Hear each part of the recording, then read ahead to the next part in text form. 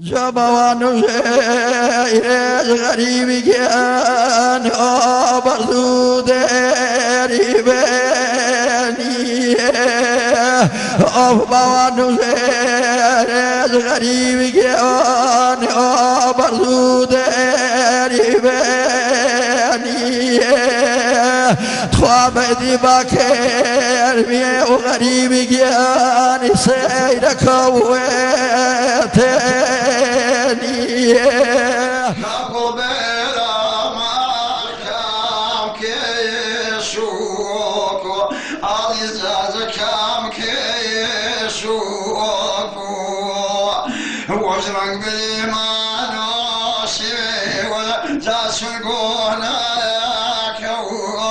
تەکەوڵە گەلێن هەنێڕ و تەکیە تەختە و پەتریلەر شیان و سەرهویە هەشەمێز هویە ئەوێ هەم ساڵیان نجێ چەشمیلەر ژنێن و ئاریان ژان و نەسەنار هەرسین بێساران نیەر و سەرڕێز گواد و پایگەلان سوورەتفێ تفێن دەژن و پاڵنگان قەڵای شێرانێ و وێنەی هەڵۆخان ئیدیم دێوەزنا و جۆڵان دێمەکان سەروما و چەنی دەگای فەقیەکان دەڵە مەرز و زۆم ئەسپەرێز ماوە دەشتە قەڵبێ چۆڵ جەرگمەشکاوە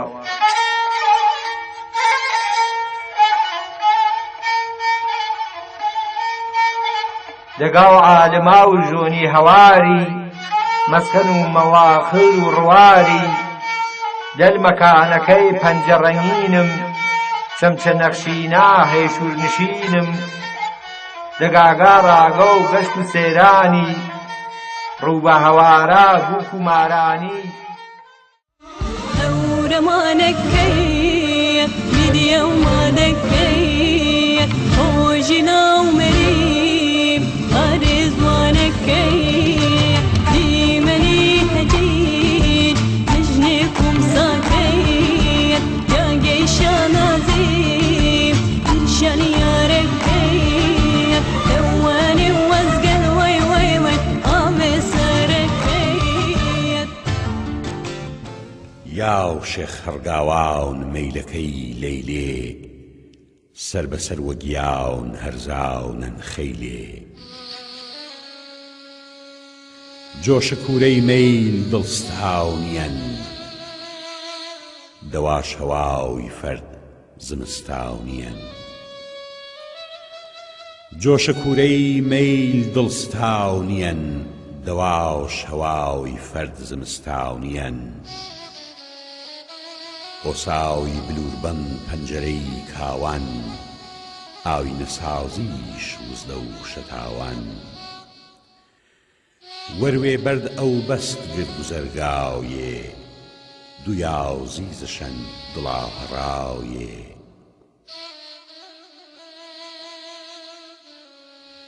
هاوی نەدڵ لوا و ئاماوش پەی نیەن مەکیاو نەشپەی چێش نەسیم کۆشیەن نەسیم پەنجەی پاڵ ئەرسەردی کێشان بڵاو ڕەژنەتۆی دڵ دەروون ڕێشان شۆن هەن نەی سەروەخت سازاون پەی دەلیل جەهەر سەربەرزێ هەر سەدیڵەم میل بشۆ چونی ئاواوی وەیدووی سەردەوە بێپەرساو بناڵ وەیدوو فەردەوە باڵەخاونەی چەم دێواونەکەی تۆ باڵەخاونەی چەم دێواونەکەی تۆ بانەناو وەگڵ ئاساونەکەی تۆ تکەژ عاوجز کرد خەیاڵ و پێشدا ئازیز بۆ جاورێ پاوینێر پێشدا ئازیز بۆ جاورێ پاوینێر پێشدا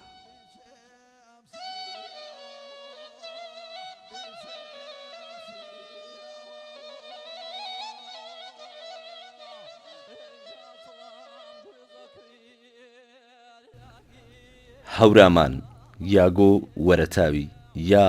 بەواتە و زوان ئژناسا و مێش و نوویسەکە یۆچە یاگانەکیجە تەمەدن و کۆن و مۆزۆپۆتامیە و ئێرانی کۆنی مەنەنەوە. 4 ئاسەوەرە مێژوویەکە و هەورامانی. قەباڵە مێژوویەکی هەورامانی نیشانەیە ماپەی بەرزە ئالیج هەن و گەشە و ئەقسەدیە جەڤیس قەرنا چیۆڤەڵی کوردستانیەنە و هەورامانیەنە. ئی قەباڵێ کە سەر و پۆس و ئاسکێوە نوویسیێنێ قەباڵە و یەرەمیشە بە زمانی مادی یان کوردی کۆن نوویسیان. ڕاستیە و کێسەرنج و مێژ و ئژناساش لاوێش کێشتن ئان نەکێ شۆن و تەمامیەی حکوومەت و مەقدونیەکە خەڵک و هۆرامانی بێ ئەوە نەمەدرەی هۆرگێڵێنەوە پەی سەر و کولتور و زبان و وێشا و تەمام و ئاسەوارە ئەژناسیەکە و مێژ و ناسەکە سەر و ئانەیە ڕێکێنێکێ زبان نوویسیەی قەباڵە و یەرەمی کە 11 تا 12 ساڵێ بەڵێ جەڵابیە مەسیحی مەکتوب کریان تا ئارۆ جە هیچ قەباڵێ و ئێرانیە و جیهانیەنە ئێزیانەوە کە پاسە بۆ میاومێ و پینەتیجێ کێ کورد 2000 و وردێ و ساڵێ چۆ وەڵتەری ساحیب و ئەلف و بێ و تایبەت و بەوێش بیان. گیڵاسێر کەشاوە بخوا کوردستانی گردژێ سەوزێ بەوانەوە سەران سێر وەشەوە سەران سێر وەشەوە سەران سێر وەشەوە بخوا كوتن مياقي أغرفغي والله طاني دوري والله طاني دوري نهن بوجان بخوا نهن شنوري نهن شنوري نهن شنوري إيجاد شنوري دالبيه دمي خاكم رو دمي خاكم رو أغهر على برمي صوضي بوانو تنيا تاكم رو تنيا تاكم رو باس و قەباڵەکە یا پۆستنویسەکە و هۆرامانی باسێوی مفەسەڵ و درێژ و توولانیە کە مدەتان کردیۆ و دلێ چێوانە هەن و بە تایبەت منی جەبارەشۆ چێوەم نوویسێنێ قەتئەن فرەجە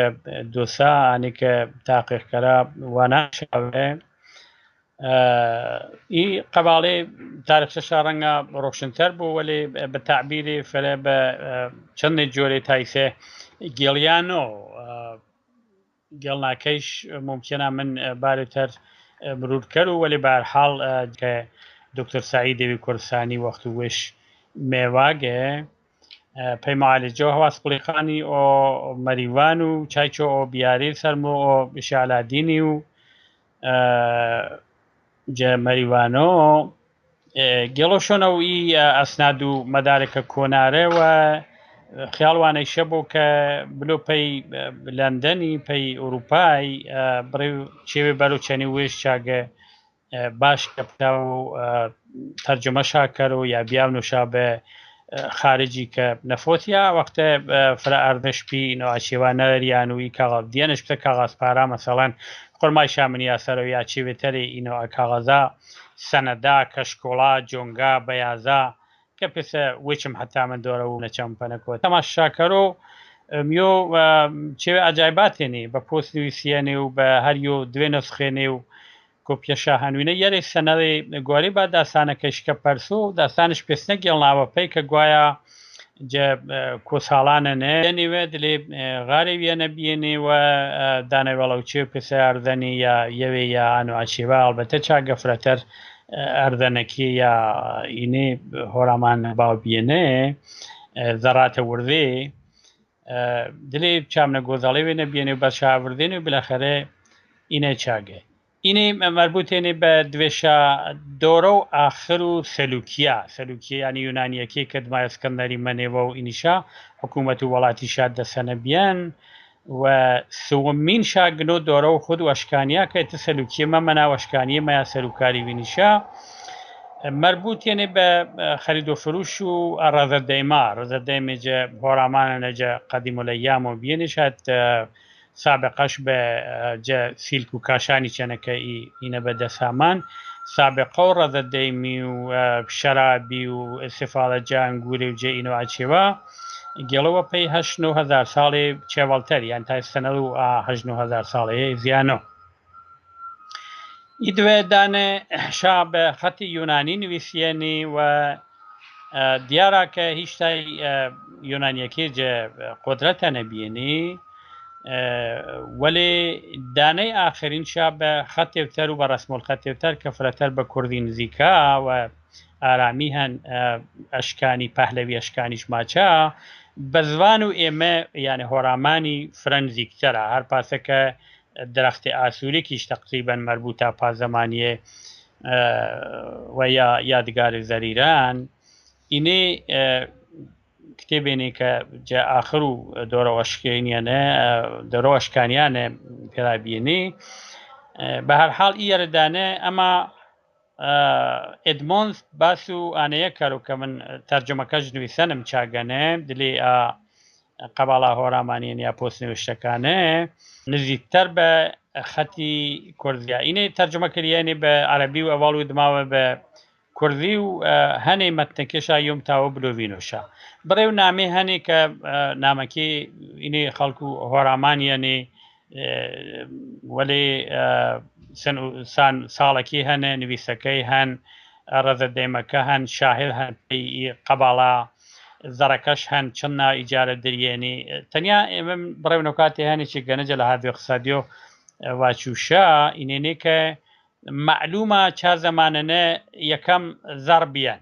2000 و حدود 100 ساڵی کەمتەر یا زیاتر تۆزێ و ئاخرینەکەشا کرد 2400 ساڵیشە ئینێ نوویسەکە و ئێدمۆنزیانە کە باسشکەرە و ماچۆ قەباڵەی سووەمشا کە بە خەتی یا بە زمانی کوردی نزیکتەرە مەندوورش پەهلەوی ئەشکانیە پەهلەوی ئەشکانی ئیسەیچ فرە و کەلیماتی شەنێ کە سەنێوە ماواتم درەختی ئاسووریکمان یادگاری زەریرانمان هەن چانی شاکەمەنێنێ هەم دیسان من ئانێمە تەرجمەکردێنێ وهەنێ سەیدخان کوردستانی بەرۆشا لەندەن و چاگە دوێ نەفەرێ بەنامێ ئۆستادێ دانشگا و ئاگەیە جەتەرێق و دکتۆر براونیۆ دکتۆر براون کەسێ بیان کە تاریخ ئەدەبیات و ئێرانیش نوویسان وەختی وێش ئێرانە بیان و ئاشنا بیان چەنی دکتۆر سعیدی هاریش مۆشا بە دوێ زوانزانە دکتۆر کاولی و دکتۆر مینسی و تەرجمە شاکەرا تەرجمەکێچا وەڵێ کریێنێوێ ئانەکە مهم ماپە ئێمە بزان مێشا جە هۆرامانە ئازەمانە زەڕ بیان نویسەی بیان شاهر بیان و تەوەجۆ فەرەکریان مهمترین نکتەش ئانەکە ئەگەر تۆ بلی مەڵکیە ئاوەڵان نەکەریۆ مساناتەوە چەنە یعنی ئێنە تەوەجۆ کریان کەم بشیۆ ئی مڵکە حتمەن ئاوەڵان بۆ و حتمەن سەمەر بۆ و حتمەن چی سەمەریشە خەڵکی بتاوە ئیسفاڵە کەرا بنیم نگاکەینە ضۆڕا هذه چنی هاکە و سەکە کوێتەنی سەر پەنجەڵ بەهوونی گیاڕا هذه چنی هاجی و وانجارێشتەنی سەر پەنجە کەڵبەهوان هۆڕا هذه چنی هاجی و وانۆڕێشتەنی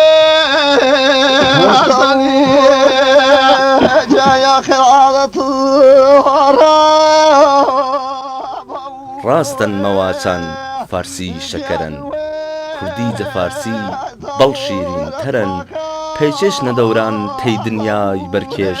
مەغفورن هەرکەس بە زبانی وێش جەلای ئاقڵان صاحب عەقڵ و دین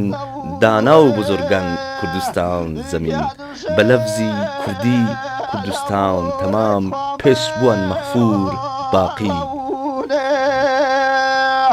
اینجا عاشق میامنی گرا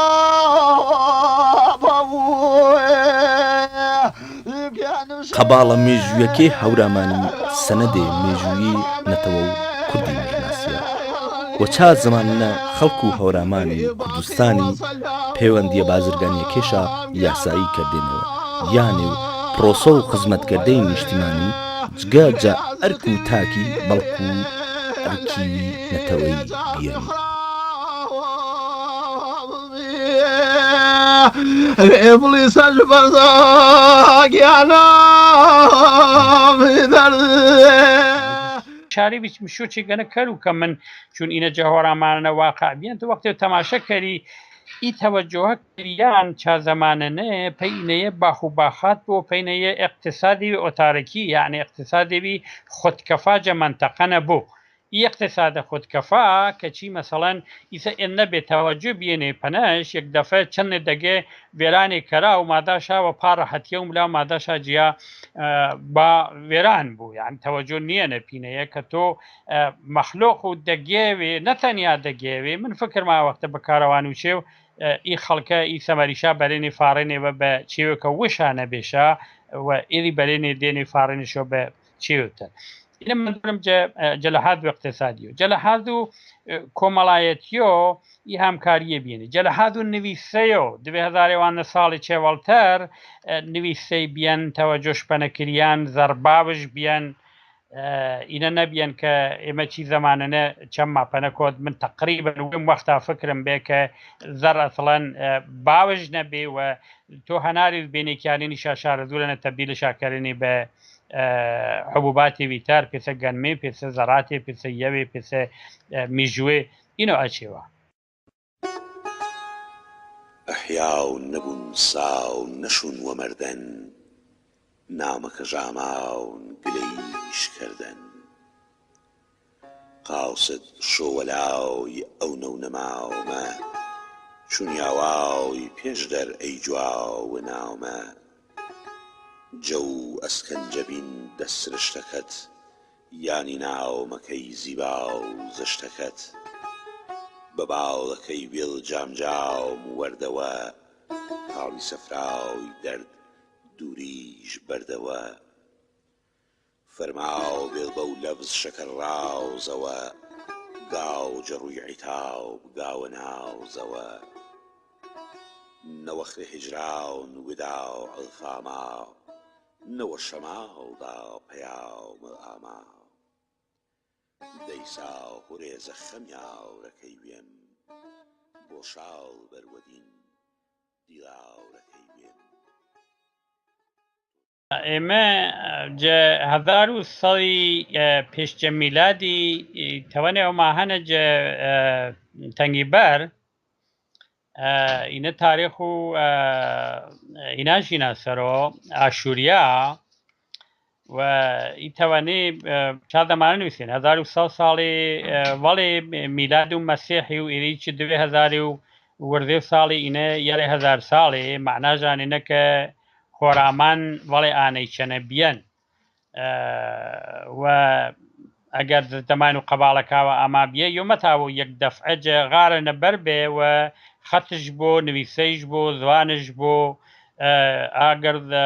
میقات و وەخچە پێی مهم بۆ ئینە ئاچێوێ بەنابەرین تەمەدۆن کار و یەک شەوەی نییە یا خیاتی نییە شەوێ بدەی لیباسەکە چمۆ دێوە پێوەشکەر و خیات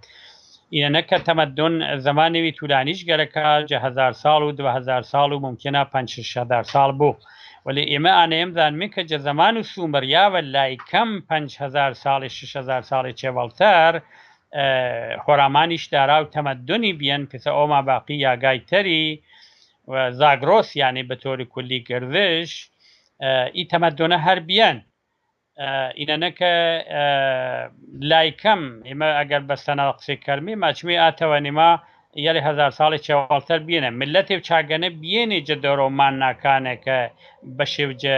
مادەکا بێنێ جە دۆرە و گوتیەکانێ جە دۆرە و لولوبیەکانە ئینێ ئی ملەتێ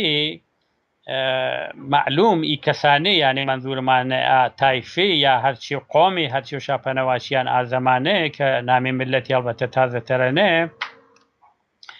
اینێ داراو کیانێوی بینی چێوێشا بیان زندگیشا بەردەنراوێ غارنشینە نەبیێنێ دۆران و غارنشینی سەراما بیان ئاوەختیان مەسەن جە کوردستانە نەدمای ئەفریقای فەرزکەرمەیە گەر چێرۆری وشتیاما بۆ و ئیشتای ئەوروپا منجەمد بیان کوردستانێ و بیان کە ئینە کەرۆ 20,000 ساڵی چێوەڵتەر ئیشتای ئەوروپا ئەگەر واچمی 20,000 ساڵی چێوەڵتەر منجەمد بیان ئامەنتەقە و ئێمە 15,000 ساڵی چێوەڵتەر لایکەم تاریخی متاوە گەر نەواچمێ مدەوەن وەلێ تاریخیوی ئاشکارش بۆ کەیسە ئاساری خەریکێنێ مێردیاوە و ئێزیێنێوێ بەنبەرین هۆرامانیش بەشێ و چا منتەقەیەنە کە گنۆد لێ قۆڕنە و ئی تەمەدونیە ليبيا ليبيا بريد الشيشة صراحي سريد اشكي يا صبلاحي صبلاحي يا قلبي صبلاحي يا قلبي إني جاني ويدريكي وي ببلي سركوتي عزيزني ويدريكي وي ببلي سركوتي أي خواب بقوله تنوري وي كبري شابسي إني ده بقوله تنوري وي كبري شابسي وي كبري شابسي يا نخل وي نخل يا نخشانو من كشت خالي من سودانو من كشت خالي من سودانو من سودانو من سودانو خالان مجمري خالان مجمري يكتاه زري يكتاه زري جوانك من الضيه بينيتو نظري جوانك من الضيه بينيتو نظري بينيتو نظر بلوغ عظيم نزاك البوشان وفلاوان شون سلو دي غيب الدوشان عينك شوينك عينك شانو من كشت خالي خبر امانو من كشت خالي خبر امانو خاطر خشانو هيدا بيدا هيدا بيدا ترم سياون ترم سياون مني شو دريا وش كابي اول مني شو دريا وش كابي اول وش كابي اول هيدا بيدال هيدا بيدال تربايا نوكل ويلو بخوبي نظر نوكل ويلو بخوبي نظر نوكل نظر نوكل نظر نوكل نظر نازنين نشوي نازو نظر نازنين نشوي نازو أرخم بغلامي يلا شبازو أين أخذ وين أخذ أين أخذ وين أخذ أين شانو سلك بالكيكو باب سرشانو باب سرشانو من كشت خالقي خاطر شانو خاطر شانو خربنا بيدنا خربنا بيدنا كتراك كتراك لو وما بمباران سرقنا لك الثور وما بمباران سرقنا لك الثور سرقنا لك الثور سرقنا لك الثور أجر ميلك جان تسر مالي في أجر ميلك جان تسر مالي في درباز باني شو كان ويران يا نيوم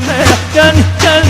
الله وبمنو وشغاي لا بريتو بيوكه بيوفا كوميلي بابريتو بيوكه بيوفا كوميلي بابريتو وما يحلو بيدا كشاو وما لو بدا بخار كشاو أريدك شاو كرداو ويمشي كلاو كليني وبمرو وشدو داري طوح بوكا بوفا وميني باري طوح بوكا بوفا وميني باري طوح بوكا بوفا وميني باري طوح مينا مبيري جان جرى راساي مينا مبيري واي جرى راساي وانا صلامي وين وين مرحباي يا ناس صلامي وين وين مرحباي کارگەری فەرهەنگ و یۆنانیەکە سەر و تەمەدن و ئێرانی ڕاستیێوی حاشا هورنەگێرە بەڵام قەباڵە مێژوویەکە و هۆرامانی چێوتەرما پەنەماچە ئاویچ ئانەنەکە فەرهەنگ و هلنیسی و یۆنانی جە زەمان و نووسیەی قەباڵانە نەتاوانش بە تەمامەتی کولتور و کەلەپور و نەتەوە و کوردی زەبێنە بەرەوە ئاشکران هێرش و مەقدونیەکە جیاوازی فرش چەنی هێرش و عەرەبا و مۆغۆلەکە بیان پەیسەر و کوردستانی هەرچی بۆ ئاڵێجە وڵات و فەلسەفەیە و ئامێنێ و ئاوێچێ وێشە تێکەڵیوی فەرهەنگی فرشا چەنی تەمەدن و سومریەکە و هیتیەکە و کریتیەکە و فنیقیەکە بیان کە گرد و ئی تەمەدن و نەتەوە و قۆما ڕێخێوی مشترەک و پێوەرەبیێشە چنی مێژووە کۆنەکە و کوردستانی و تەمەدنە کۆنەکە و کوردستانی بیان کەشف و ئەوە یۆستا مێژوویەکە و باشوور و باکوور و کوردستانی و ڕۆژئاوەی ئیڕەسێما پەی سەلەمنا ئەسڵ منجە کورد ئەسڵ منجە کورد بابم کوردانن ئەسڵ منجە کورد ئیشە تەنیا بیم جەسەی زەبۆنێم ئیشە تەنیا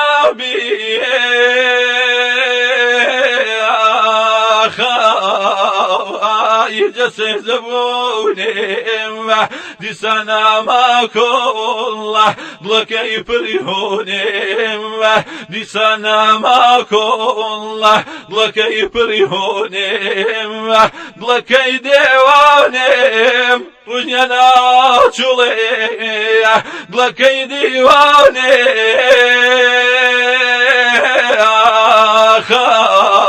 ئای ڕژنە ناچوڵێ تووشەی خێمانێ گرجێ کۆڵێ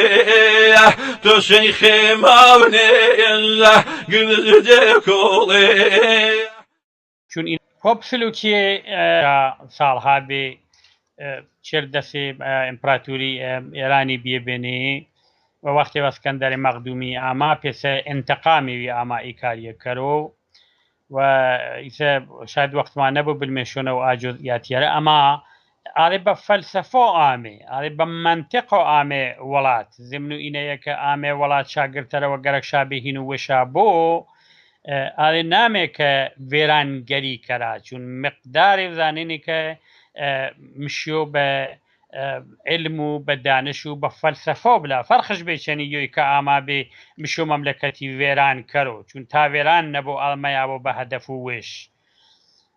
ئینە بێ کە 1000 ساڵی چاوەڵتەر کە عەرەباما ئێمەش بەردی مێراوەتی لێ وارینێ یعنی 1000 ساڵی چاگە وسیمەشۆ دما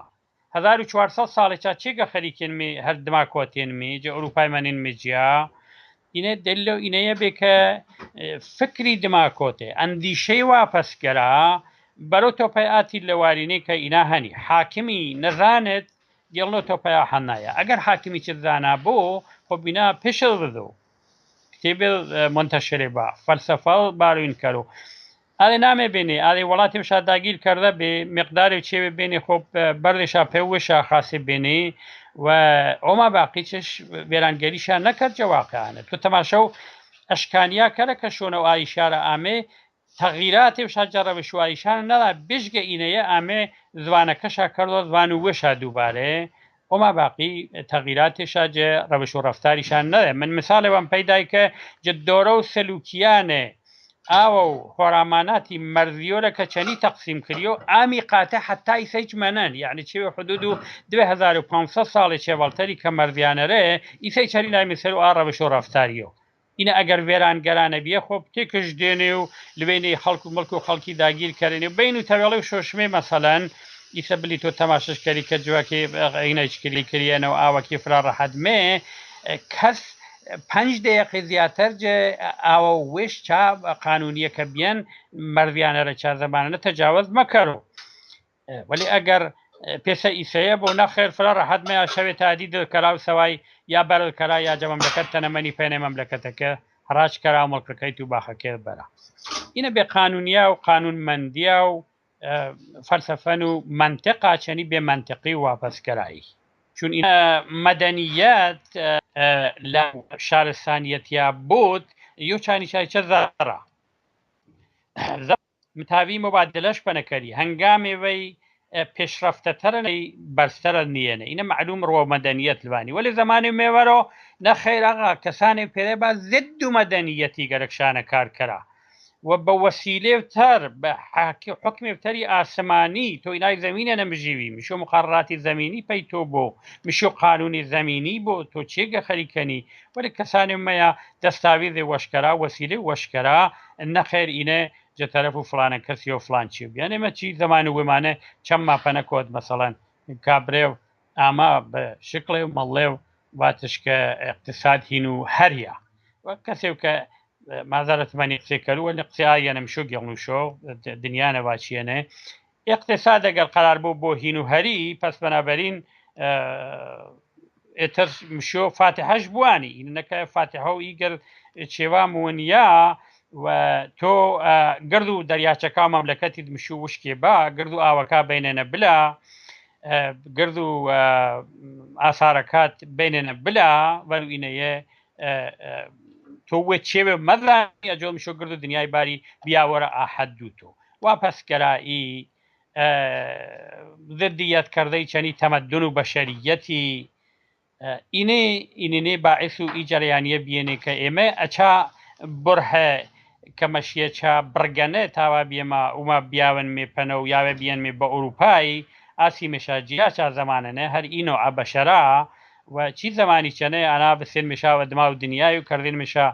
ئەنگوستنشان و دنیای کە نیشانە مامڵا خەریکێنێ بە تەمام و دنیای کە ئێمە بەڵێ شۆنەوانەوە چێوارە ملبی اینە پەی ئامەتڵەبە ئانە نەکە ئێمە کۆتی مێوە دما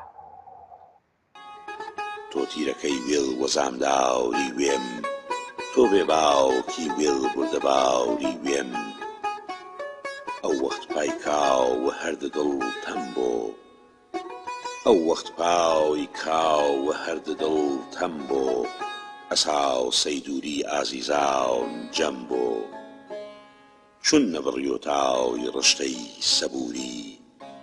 گۆشچون وێژمەڵۆ وە قسەی دووری زواون چون تاوقەت هێمەواو زیشەن دیڵە چون تاوقەڵ شۆندیاویشەن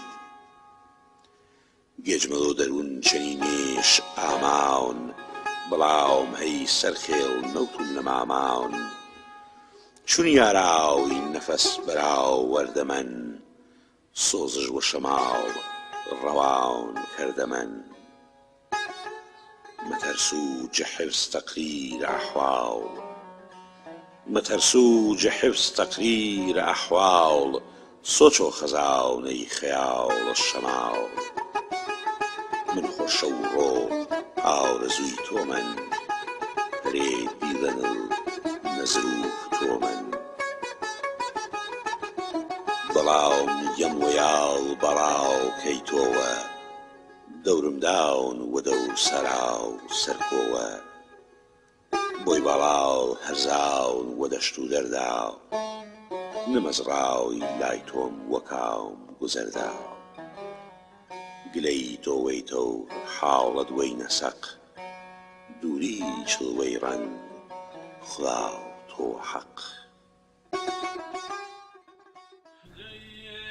چوار ئاسەوارە مێژوویەکە و هەورامانی ئاتەشگە و پاوەی ئاتەشگە و پاوەی نزیکی شار و پاوەیە و جەنامۆ پاوەی ئیشارە کەرمێ بە پاو کوڕ و شاپووری کوڕەزە و کەیومەرسی سەردار و یەزگرد و سووەمی ئاخرین پادشە و ساسانیەکە مێژوو پاوەی لی کەمەوە گێڵۆپەی یەری 1000 ساڵە شیۆوەڵی کە نامۆ ئارۆ پاوەی هەر پاسە کە ئیشارەمان کرد گێڵەوە پەی پاوی گۆرە پێ و سپە و ساسانیەکە و یەزگردی سوومی ئاتەشگە و پاوەی یۆجە یەرە ئاتەشکەدە گۆرەکە و سەرانسەر و کوردستانی و ئێرانی بێن ئاتەشگە و پاوەی مێژوش هۆرگەڵەوە پێی لایەنی کەم 800 ساڵێ ڤەڵێ جەغابیەی مەسیحی گۆرەترین ئاتەشگە و ئێرانی بێن شۆن و ورمێرە بە ئامەی سپە و ئیسلامی پێی منتەقە و کوردستانی و هەورامانی و گرتەی دە ساڵ و 270 قەمەری شار و پاوێ و قەتڵ و ئامکردەی و ژەنا و زاربڵا یەواش یەواش دەستا کرد بە وێرانکردەی ئاتەشکەدەکە و معبەدەکە و منتەقە و هەورامانی و دژە بەرزەکاشە ئاتەشگا هەر پاسەکە دیارە کەلیمەکێش ئاتەش هەرجە ئازەریە و ئازەرجە ئایریە و ئینێ توولانیە کە ئینسان بلۆوە کاری و زبانشناسان و وەختی فرەی کە کریان ئەڵبەتە کارە دلێ کتێبانێ وەشبەختانەیەکە ئەمە ئاتەشگا و پاوەی بەنامی پاویۆ یا باویۆ کە ئێمە کتێبێما کە ئینا بێنێ بە سەرچەمە پەیمایی ئیسا ئامێنی یا جملە تاریخ و مەردۆخی کە ئایەتوڵا مەردۆخی ئەڤەڵین جار ئیشارەش کرد پینەیەجە کوردەواریەنە وەدماوە ئاغای ڕەوحانی دلێ تاریخەکەی شەنە و دەها ئەڵبەتە منبعی تەریما هەنێ یوجە نەوادەکا و ئەنە شیرەوانی ساسانی نامێش باو بیەن باو بە لغەتە و عەرەبی کە ئەسڵش پاو بیەن نامێش پاو بیەن جە زمانی وەنە کە چی ئاخر و ئۆخر و ساسانیاوە مەعموریەتش ئینە بیەن کە ئامان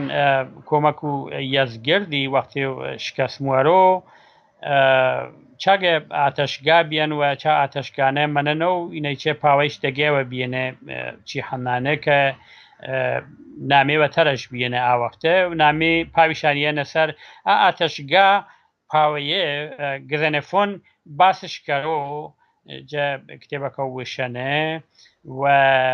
بەلاشی ئەشکانیچ هەم دیسان باسش کردن و جە فرە و حەنایە نەفرە و حەنایانە وەلێ حەدیاقل یاری چوار حەنێوە چەمن پەنەکۆتەن کە یۆجە یەرە ئاتەشگا مهمە و ئێرانی بیەن کە ئەڤەڵینچە ئازەرگەشەنسە بیەن یا ئازەرگەشەنس کە ئیناجە لا مەراغەیەنە ئیسەی چەرباقیە بە نامێ تەختی سڵێمانی و دووەمین شاجە منتەقە و کرمانیانە بیان و سوەمینی چای ئاتەشگا و پاوەیە بیان کە فرەم مهمی بیێنی پاسە نویسیان من فرە مطمئن نیەنا کە ئی نویسە فرە دروست بوو ئەما جەبارە شەرێ تاودێ جەمەنبعینەکە گێڵی پاس نەماچۆ منظورم جە گەڵوەپەی نامەکێش کە ئینامێ جە باوی گێریێنە یا باو نوویسیێنە یا پاو نوویسیێنە بە نەزەرەوە من فرەتەر پاو درۆسە چون عەرەبێ وەختی دلێ ئینانە باسشاکردن بە نامی باوی باسشکەرا و سلسلە و باوەندیچ ماهەن و باوەند پور ماهەن و ئینێ گر یەک هەنانێ من باسم کردێنێ وەختی باسی وەچێ تەسنیە و پاوەی کەرو جەمەقالیوی فرە درێژەنێ باسم کردن کردکەر و یاری چوار سایتێنە بۆ ئی خانەوادە و باوەند پوریە هەتا دۆرە و هینیچ هەتامانێ بێنێ جە مازیندەرانەنە و جە تەبەرستانەنە هەر حکوومەت شابێ تاریخ و تەبەرستانیانە فرە باس شاکریان و جە منابعی تەرێنە ئەیزەن باوەند پور و وێمالە شابادی هەن ئەیزەن هەم دیسان ئاڵێ بینێ یۆچا فەرماندا و خانەوادەیە بینشکردن خانەوادەی وەتەنیە بێنێ و ئێژ یۆچانیشا بیان کە زەمان و وێش وەختێوە یەزگرد ملۆ تەسلیم بۆ نەک تەسلیم بۆ ملۆپەی شمال و منتەقەی گۆژمەڵ و پاری ملۆپەی خۆراسانی مکشیۆ باوەندیی گێڵەوە باویچ گێڵەوە ملۆپەی منتەقە و وێش و ئاسلسلە دمای ئاری مەنۆجیا حکوومەت و منتەقەیە ئیدارەکەرا عەرەبێ ئامێنی مەسەڵەن باوی شامایکریان بە ئاو ئەیڤەن هەم دیسان پێکێشاقی تەلەفوزە نەکردێنێ کە بە فێ هەرپاسە کە پارس کریان بە فارس و هەرپاسە ئیسە مەسەڵەن بینمێ ژاپۆنی ماچای یابان اینێ تغییر دەریانی گەڵوەسەر و کەلیمۆ تژەکەی دماوە دژیشتەپەی باس کرد و اینێما فرێ هەنی یعنی ئێمنە ئەعلامی یان نامێ خاصێ ما هەنێ یان نامێ وێژێ کە تەبدیلی کریانی باوەڕ کەرە ئینسانی لێکۆڵارێش گەرەکێنێ کە پتاوە گێڵا و ئینیشا بێزاوە ئی ئەعلامیە وەجێشە کەراوێ مەسەڵەن زاوەر وێما کە ئیسە دالەکەش نەمەنەن وەلێ بەفارسی هەر دەزاوەر منویسی و دژ ئاوەرە یعنی قەڵاو ئاوەری هیچتا نەتاوانم بێز و شۆ بزان و ئی ئاوەرە نامێ فەرماندێوی بێنێ پێسە سۆرێنی پێسە کارێنی پێسە ئینیشا کە دۆرەوەشکانیانە بێنێ یا چاوەڵتەر بیان وەلێ مسلمانە دز ئاوەر نییە پێسە ئافسانێوی گێڵناشەوە کە دزێوی قاڵیەوە مزگیش بەردە و فلان و ئینیشا وەلێ مزیەکەی معجزەش کرد و گێڵاوێ چامنەچێوێ نییە ئینێ قسێنی کە ئاوامانی وەشکرێنی ئەما دژ پێسە قەڵاتزێ پاوەی نامێ قەڵەش ئاوردێنە نیەنە شاپاڵش قلیمەوەی مۆغۆلیەنە ئامێنە لە دلێهینی ما نیەنە شایاگێ دژی ولی عرب چون ژێژ نەبیێنە و دلێ واتم کتێبەکەوە ئایشانە و مەنابێ عەکیما ئاڵێنی کە جەسەدر و ئیسلامی و تا قەرنەوە چوارمی ئامێنی کتێبێ جایشاوە هورگێریانی هەرچی ژێ هەنەکریێنە بەزێ دمایدالی دژ مەسەڵەن بیان بە دژ و نۆتشە بیان نۆدشە بیان کریان بەشین دشە خود و دشەی دژ بیان کریان بە دشە چامای بە شین ئی تەبدیلاتی یا سکریای سینی بە شین باسێوی زوانزانی فرە مهمە بڕێ جارێ من باسم کردن وەلێ ئەچیگەنە ئیسە ئەپی تو مختصرە بە سوالێەوە ئینشا مەکە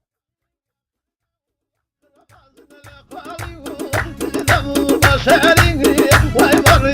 شعري